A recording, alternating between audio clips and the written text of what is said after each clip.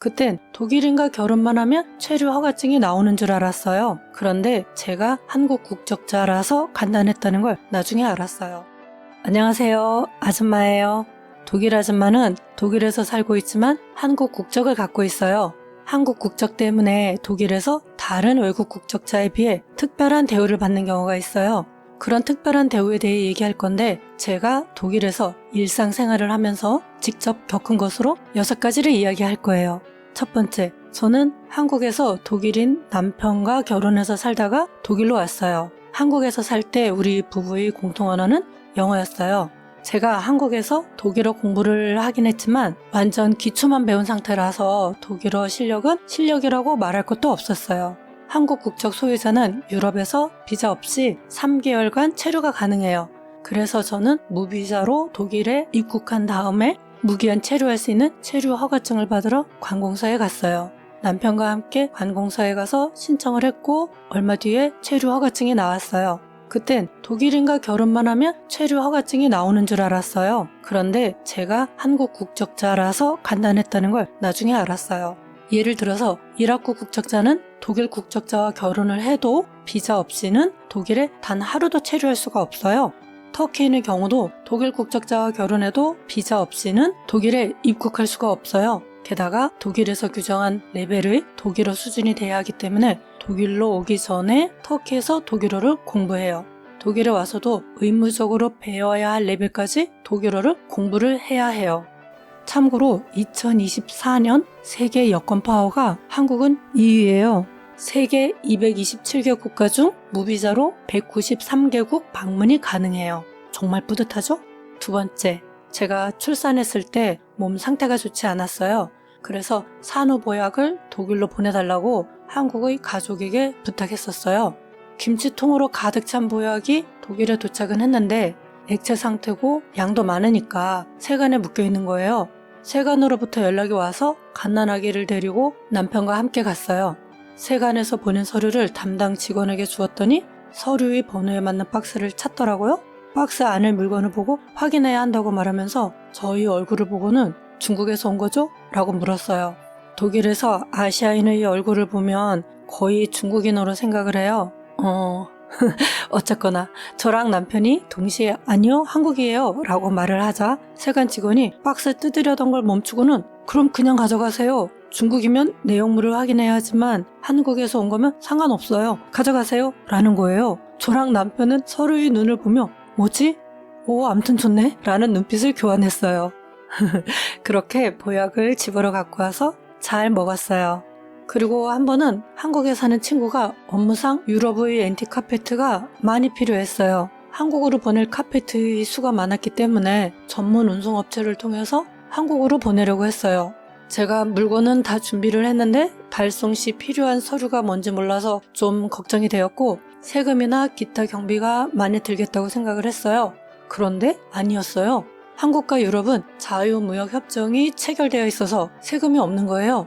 그때 제가 한 것은 운송업체의 운송 대행료 지불과 선편으로 보내는 발송비 지불이 전부였어요. 제가 작성해야 할 서류도 없었어요. 한국과 유럽 간에 오고 가는 물건의 가격이 1,000유로 미만일 경우는 신고 서류가 없다는 걸 그때 배웠어요.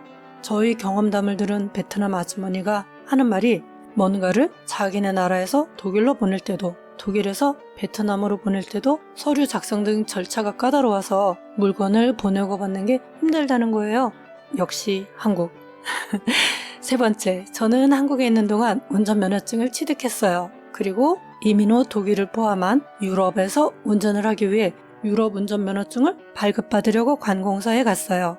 관공서에서 필요한 서류를 작성하여 한국 운전면허증과 함께 담당 직원에게 제출했어요. 그리고 한 30분 정도 기다렸더니 처리되었다면서 유럽 운전면허증을 저에게 주었어요. 너무 간단한 거예요. 이게 한국 운전면허증이라서 간단했던 거예요. 미국의 경우 어느 주에서 발급받았는지에 따라서 독일에서 필기시험을 봐야 하는 경우도 있고 아무 시험을 보지 않아도 되는 경우도 있어요. 중국, 인도, 터키, 이란, 이라크, 동남아시아의 여러 나라, 중동의 여러 나라, 아프리카의 여러 나라 등등은 자국에서 취득한 면허증이 인정되지 않아요. 그래서 독일에서 필기시험과 실기시험을 봐야 해요. 한국 운전면허증이라서 너무 뿌듯했어요. 네 번째, 저희 한국 가족 중에 한 명이 독일에서 6개월 체류를 위한 비자를 받은 적이 있어요. 한국 국적을 가진 사람이 비자를 받으려면 첫째, 재정 보증인이 필요한데 남편이 보증을 했어요. 둘째, 보험에 가입해야 하는데 인터넷으로 여행자 보험에 쉽게 가입을 했어요. 셋째, 독일에서 거주할 동사무소에 가서 전입신고를 해야 하는데 남편이랑 동사무소에 가서 저희 집 주소로 전입신고를 했어요. 한국 국적자가 처리해야 하는 건 이게 전부였어요. 남편이 보증인으로서 제출해야 할 서류는 현금 보유액을 증명할 수 있는 서류와 체류자의 체류 사유를 진술하는 것이 전부였어요.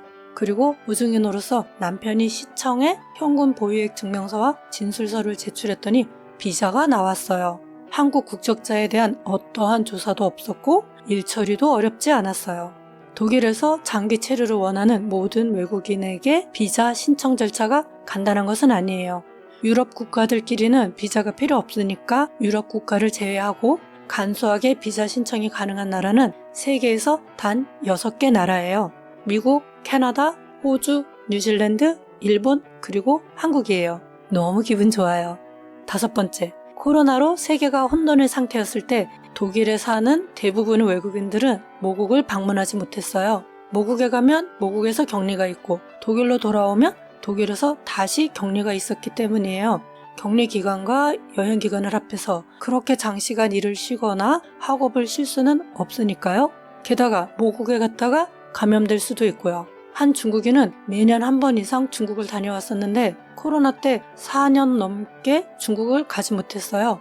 중국의 가족이 독일로 오지도 못했고요. 코로나가 시작해서 마무리될 때까지 한국은 단 한 번도 격리 대상국이 된 적이 없어요. 그래서 한국에서 독일로 들어오는 사람들은 격리 없이 바로 일상생활이 가능했어요. 당시 한국의 높은 위상을 실감했고요. 독일 뉴스에서도 한국의 신속하고 정확한 대처가 소개되기도 했어요. 한국이 모국이라서 좋았어요. 여섯 번째, 음반 가게에 가면 힙합 코너, 재즈 코너, 클래식 코너 등등 있는데 장르를 떠나서 K-팝 코너가 따로 있어요. 그 코너에는 한국의 가요 음반만 진열되어 있어요. 독일뿐 아니라 제가 여행했던 유럽의 여러 나라에서 똑같았어요. 의류 매장에는 블랙핑크가, 음반 매장에는 BTS가 인쇄된 상품들만 진열된 코너가 따로 있기도 했고요. 몇 년 전부터는 화장품 가게에 한국 화장품 코너가 따로 있는 것을 유럽의 여러 나라에서 볼 수 있어요. 그런 코너를 보게 되면 기분이 아주 좋아요. 오늘 제 이야기는 여기까지입니다. 끝!